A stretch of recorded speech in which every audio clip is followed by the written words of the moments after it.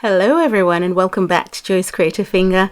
Thanks for popping in. I have built a real family house and I've chosen the wizard plot this time because I just got a little bit repetitive with the Grand Garage's live event plot, particularly because you can have more cars on the lot, but in this case I don't need that many cars, so I have chosen this plot. It's beautiful, it's more vibrant, it's got a lot of color, leaves scattered around, and feels a lot more homey.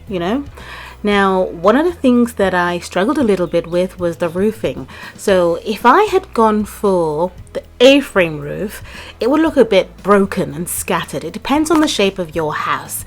And we only have the two colors so far. And then the gabled roofing, I think, was something that would fit perfectly. The brown option, however, just made the whole thing look like a brown mound. So I've gone for this and I'm quite happy with the way it looks. Let me know what you would have gone for. But yeah, there are a number of porches on this build. You'll see that clearly when we get into the full tour. And this porch is meant to be the car parking bay. You would have driven in this way, but it's not really a parking bay. You'll see that in a minute. The rear of the house was going to be the front of the house, but I changed my mind because of the way the interior started to develop. My building process can be quite complicated. So there's a large pool on the side here, a porch leading out to it, and we then come back around to the front. There's just a bit of gardening around. I thought I'd put some things here and there, and then of course a bit of creeping vines, just a little, to give the build some sort of warmth. Okay, now the father of the house is going on the tour with us. His name is Felix and he's a father of two, husband of one. And this is the entrance. So a very different entrance to other entrances that I would have built in the past. You come into a porch and then on the right you have the door leading into this building. I think it's quite nice. I've done something different. And in that whole entrance there's a full bathroom on the side and laundry room, and it faces the main living room here with some glass partitionings. Now let's have a look at the bathroom. I've gone for two colors, mustard and grey. Obviously there's white in the sink and the bathtub and the towels, but I thought I'd stick to some color scheme in here, and I love the way everything is just tucked in nicely. It's a full large space, and then of course on the flip side here you've got a washer and dryer, and the top part is also mustardy in a way, and I didn't put anything on top because I just didn't want to. This is the way out to and from the entrance. You come out to this porch here, and that could be a bedroom if you want it to be, but it's a porch that leads out to this area where his daughter Doris is having a lie down and enjoying the lovely fresh air. She's just had a little swim. She loves swimming and she's the head of her swim team at school. There is a couple of doors that lead into another room. Could be a bedroom if you want it to be, but it's a gym for dad and even the kids because they love to keep fit, and they're giving them that upbringing of fitness.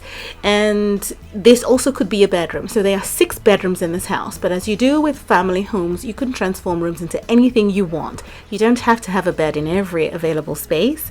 This is the main entrance to the living room. You've got some partitionings, an archway, a place to set down your keys. But first, this is the main space, which I absolutely love. I love the way the colors came together, and it's a different shape, from that entrance all the way into this space here. And this Cafe Grande live event art piece behind the petunias, the potted petunias, just went behind the fireplace without glitching, so you could just drop it there and it looks like a different picture of its own.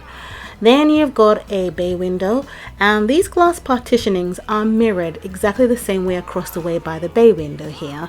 And I didn't want the bay windows in the game because it would give the build a completely different shape. I wanted that square feel, and that's what I've achieved in this build. Okay, so that's your living room, lovely fireplace, and then where you set down your keys is also a mini bar. So you walk your way in. Right from there you put your keys down, have a drink or something, or some juice. Lovely pops of color here and there, and I just thought instead of placing a side table, make it more interesting. And on the flip side, with even more pops of color, is a seating area with a drinks trolley right opposite the mini bar, if you want to call it that. Okay, so you work your way through into the kitchen, and I promised I was going to build a house and use these terrazzo islands and cabinets. It's beautiful. I glitched in the stove and it's perfect. And this is his wife Agnes, who's cooking a meal for the family. I really love the kitchen. It's quite slick. You've got some hanging lights on the side. You've got an oven. So it's fully fitted. You've got your microwave oven as well, another unit, and the main fridge. Now, for the shape of the house, behind the kitchen fixtures is the plumbing for the house and the energy supply. So I'm trying to make use of every space and make sense of it, right? So that bay area is occupied. On the flip side of where the kitchen is, you've got the dining room right here. And I love that you could just work your way in from the bar area and sit down here to eat. There's a few windows. I love the set. And there's one window on the side here that is a window that you can see into the dining from the porch. So I thought I'd stick one there, and it's just lovely. You walk in and you can see what's happening in the dining. And then there's of course another window out here in a bay area of some sort. As I say, I didn't want to use the real bay windows in the game because I didn't want that particular shape. Okay, now in this kitchen dining area, there's a couple of double doors that lead out to where the parking bay would have been, or if you want, that could be a garage. You could also make that into bedroom number 3 downstairs. This is where the trash is for this house I built anyway, and they don't necessarily use it to park the car. Maybe you could put your barbecue out here or something, you know, make it into what you want. Just want to give you more ideas to make it into your own. So that place could be a bedroom. This is the overview of the main living common area, and then you've got a full bathroom down here, right, with laundry. You've got a porch and a gym that could be 2 other rooms as well, and that big bathroom would cater to these rooms adequately. Now we're going to go upstairs to where they actually get to sleep and relax and recline, a more private area to the house.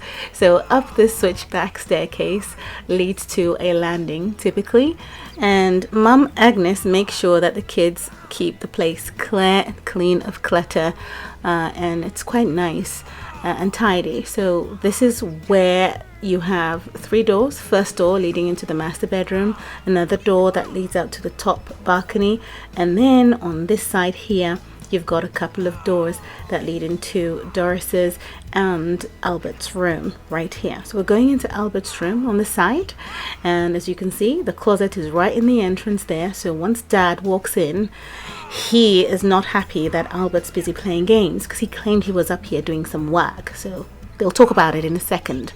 But that's his closet on the side. You could put whatever kind of wardrobes you want in there. I prefer that. That's a door that leads into a Jack and Jill bathroom, so it's an ensuite in a way. This is his bed. I love this bed. It was part of a pack. And he's got some artwork up on the wall that looks like a superhero. And he has his own private study area in the corner here. And this is one of the reasons I didn't want to use the actual bay windows in the game, because I wouldn't be able to utilize that space the way I want to. So I've stopped the sim here, and I want Albert to come in and get his work done, because that's what his dad expected him to be doing in the first place. So it's more useful this way, and he's got shelves and notebooks and so on, and the use of a Jack and Jill bathroom right here.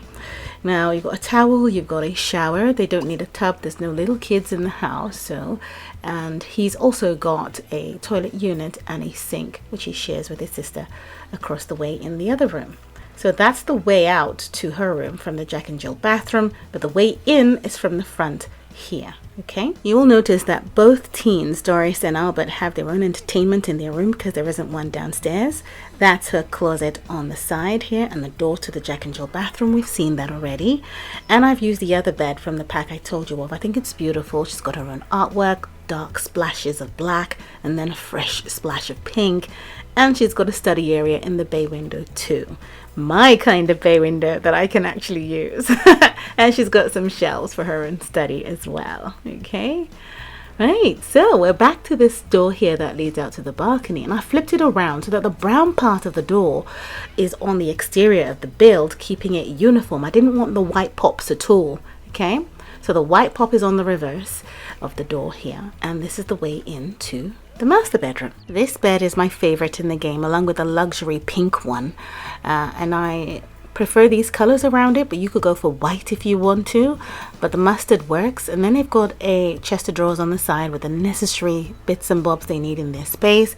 And instead of curtains, I left an arch in the room into that bay area where you've got the window and you can see the front of his house if he wants to. So this ensuite has a unique design on the side here. You've got closets for him and for her. That's his tucked away there. I'm not going to put the walls down, it can be quite messy. And that's her closet on the side. And then there is a passageway right through those closets into the bathroom, as you can see here. Just right through that way. So lots of supplies up on the wall, soaps, creams, back scrub brushes and so on, bathrobes, towels, plants, and there is a little tucked in area for the toilet unit right here. And then I did something really interesting, and I didn't have to, but I put a shower merged in with the bathtub, and he can take a shower and she can take a bath at the same time. Now that's for you to figure out.